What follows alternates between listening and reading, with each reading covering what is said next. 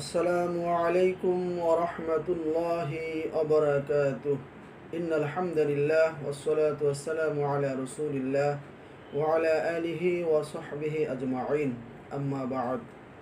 কুরবানির বিভিন্ন মাসআলা সম্পর্কে আমরা আলোচনা করব ধারাবাহিকভাবে।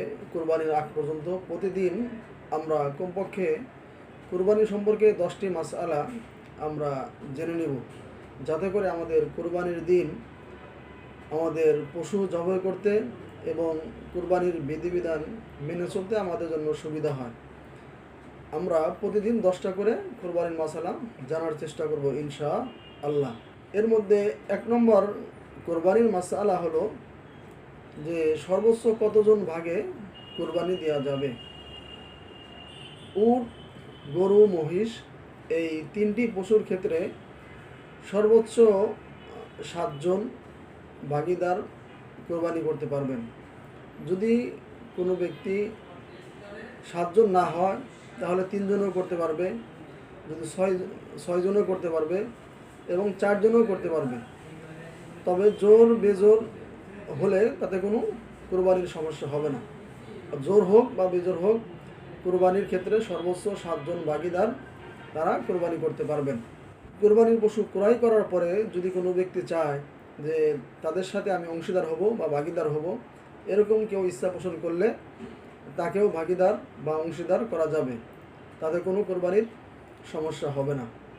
2 নম্বর কোরবানির মাসআলা হলো কোরবানির করার সময় আমরা যারা 7 ভাগিদার বা 6 ভাগিদার বা 4 জন যেটাই হোক না কেন, সংখ্যায় কম বেশি হোক না কেন, যখন কোরবানির পশু জবাই করা হয় তখন যিনি কোরবানির পশু জবাই করেন ওই এলাকার ইমাম বা খতিব যিনি হন, তার সাথে একটা তালিকা দিয়ে দেওয়া হয়। এই তালিকা পাঠ করা আবশ্যক কিনা, এরকম তালিকা দিয়ে যদি কোরবানি করার সময় তালিকা দেওয়া হয়, তাতে সবার নাম ধরে ধরে কোরবানি করার সময় বলাতে কোনো সমস্যা নেই।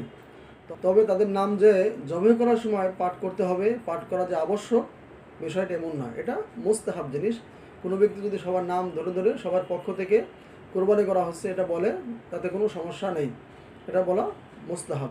3 নম্বর প্রশ্ন হলো অনুমানের ভিত্তিতে কোরবানির গোশত বন্টন করা যাবে কিনা।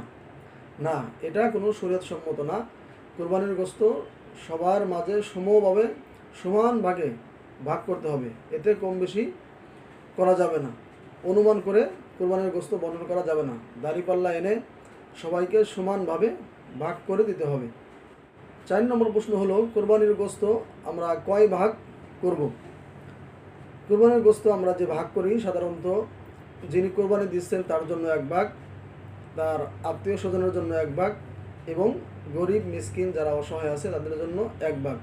তবে কেউ যদি ভাগ করার সময় নিজের অংশ থেকে আত্মীয় স্বজনকে একটু বেশি দেয় বা গরিব মিসকিনকে একটু বেশি দেয়, অথবা যদি বন্টন করার সময় তার পরিবারে যিনি কোরবানি দিয়েছেন তার পরিবারের সংখ্যা বেশি হয়ে থাকে, তাহলে আত্মীয় স্বজনের ভাগ থেকে বা গরিবের ভাগ থেকে তিনি যদি একটু বেশিও নেন, তাতে কোরবানির কোনো সমস্যা হবে না ইনশাআল্লাহ।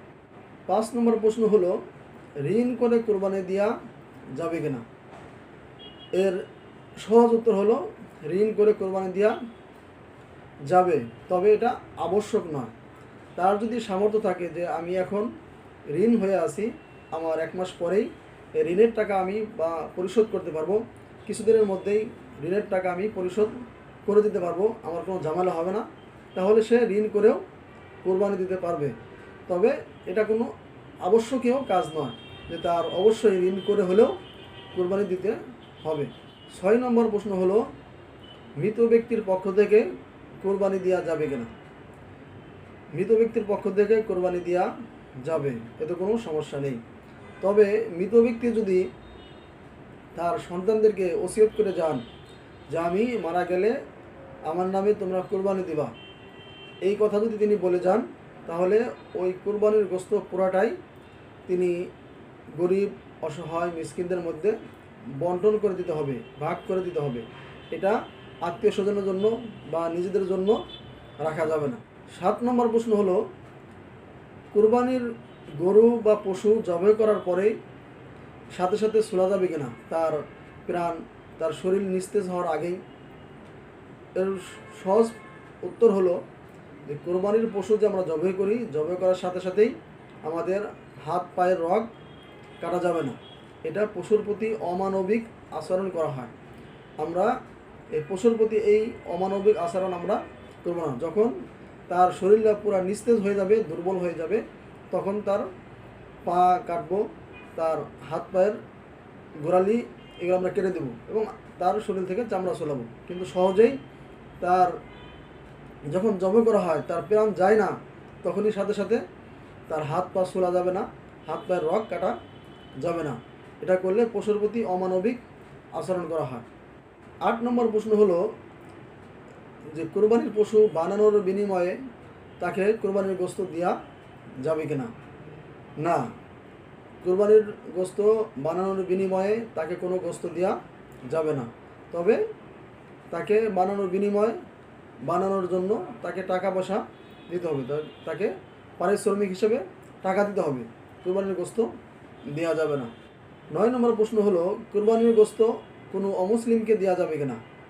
যাবে, এতে কোনো শরীয়তে বিধিনিষেধ নাই। তবে তার মন রক্ষার জন্য, তার মনকে খুশি করার জন্য, ইসলামের দিকে আকৃষ্ট করার জন্য কোরবানির গোশত কোনো অমুসলিমকে দেওয়া যাবে। 10 নম্বর প্রশ্ন হলো কোরবানির গোশত ফ্রিজে কতদিন রেখে খাওয়া যাবে? এটা আমাদের খুবই বর্তমান সময়ের জন্য যুক্তিসঙ্গত একটি প্রশ্ন। কোরবানির গোশত ফ্রিজে রেখে যে 3 ভাগ করার পরে, আত্মীয় স্বজনকে দেওয়ার পরে, গরিব মিসকিনকে দেওয়ার পরে তার যে অংশটা থাকবে, এই গোশত সে কতদিন ফ্রিজে রেখে খাবে এটা শুধু তার ব্যক্তিগত ব্যাপার। এটা শুধু সেই সিদ্ধান্ত নিতে পারে। এই ব্যাপারে শরীয়ত সম্মত কোনো বিধি নিষেধ নাই। আমরা যে 10টি মাসআলা শুনলাম, আমরা যেন কোরবানির সামনে আসছে এই উপলক্ষে আমরা এই কোরবানির 10টি মাসআলা যেন মনে রেখে আমল করতে পারি। আল্লাহ রাব্বুল আলামিন আমাদের কাছে সেই তৌফিক দান করুন। আসসালামু আলাইকুম ওয়া রাহমাতুল্লাহি ওয়া বারাকাতুহু।